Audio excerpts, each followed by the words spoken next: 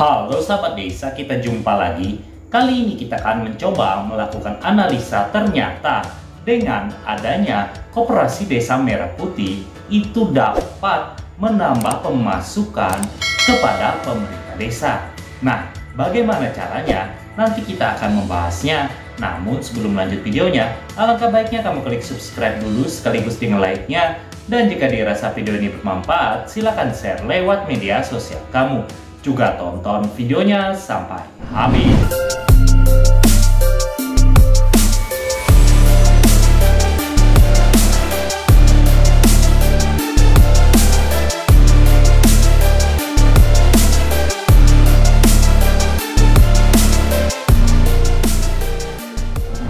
Oke, sebelumnya sudah pernah dibahas bahwa ada instruksi presiden di mana untuk melakukan percepatan pembangunan gerai pergudangan Koperasi Desa Merah Putih yang mana tertuang pada Instruksi Presiden Republik Indonesia nomor 17 tahun 2025 tentang percepatan pembangunan fisik gerai pergudangan dan kelengkapan koperasi desa atau kelurahan Merah Putih.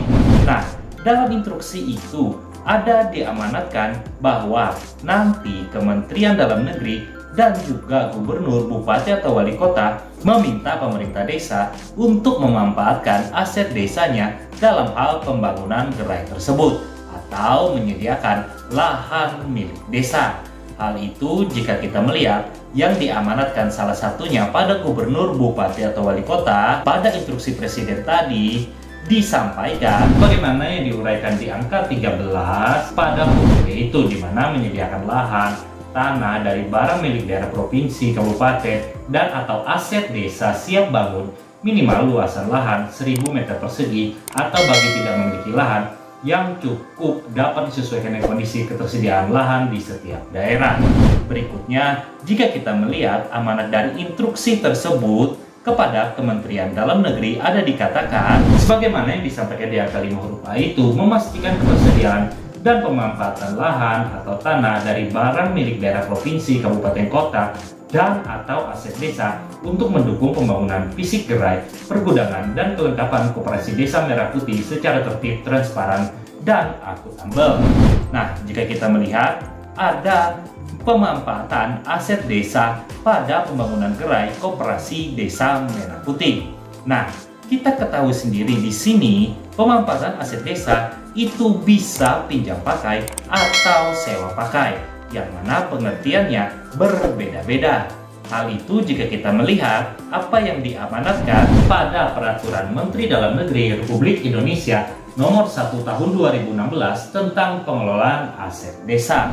Kita melihat di pasal satunya saja, yaitu ada disampaikan pada angka 11 ini. Ada dikatakan sewa adalah pemanfaatan aset desa oleh pihak lain dalam jangka waktu tertentu dan menerima imbalan uang tunai. Sedangkan di angka 12 itu, pinjam pakai adalah pemanfaatan aset desa antara pemerintah desa dan pemerintah desa lain serta lembaga kemasyarakatan desa di desa setempat dalam jangka waktu tertentu tanpa menerima imbalan.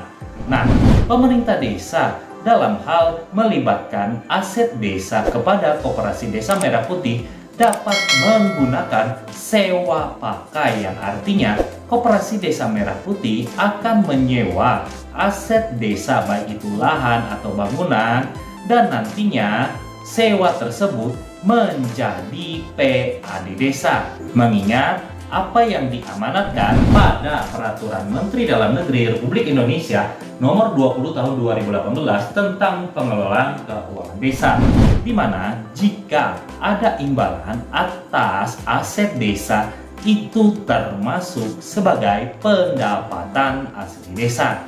Hal itu jika kita lihat kembali di Permendagri 20 tahun 2018 pada pasal 12 ayat 1 ini, bahwa dikatakan kelompok pendapatan asli desa yang biasa kita singkat PAD itu salah satunya hasil aset. Nah, sekarang yang menjadi pertanyaan, bagaimana jika Koperasi Desa Merah Putih itu tidak mempunyai modal usaha dalam hal melakukan sewa aset desa untuk pembangunan gerai atau pergudangan.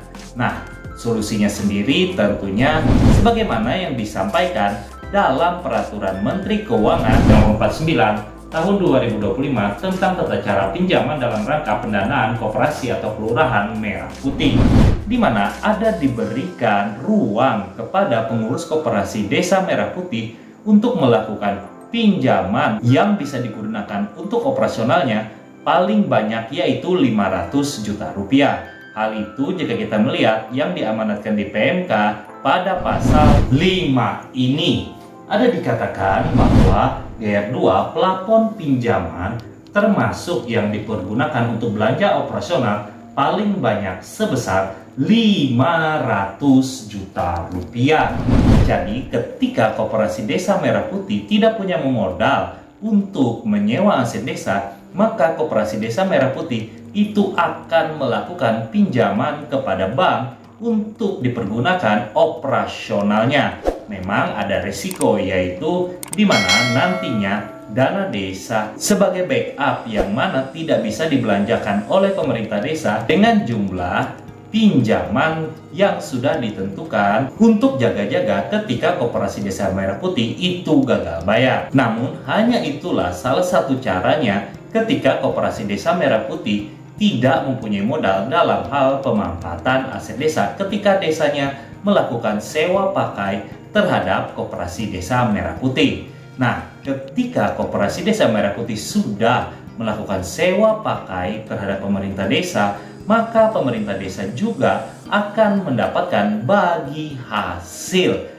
Di mana kita ketahui ketika Koperasi Desa Merah Putih itu melakukan pinjaman kepada Bank Himbara dan di backup dari dana desa yang diterima oleh desa tersebut, sebagaimana yang disampaikan Peraturan Menteri Desa dan Pembangunan Daerah Tertinggal Republik Indonesia Nomor 10 Tahun 2025 tentang mekanisme persetujuan dari kepala desa dalam rangka pembiayaan Koperasi Desa Merah Putih, ada mengamanatkan nantinya Koperasi Desa Merah Putih punya kewajiban memberikan imbal jasa kepada pemerintah desa sebagaimana yang disampaikan di pasal 7 ini. Ada dikatakan di ayat 1, KDP memberikan imbal jasa kepada pemerintah desa paling sedikit sebesar 20% dari keuntungan bersih usahanya dan dilaporkan dalam rapat anggota koperasi. Jadi, selain pemerintah desa mendapatkan PAD karena sewa pakai terhadap aset desa untuk Koperasi Desa Merah Putih,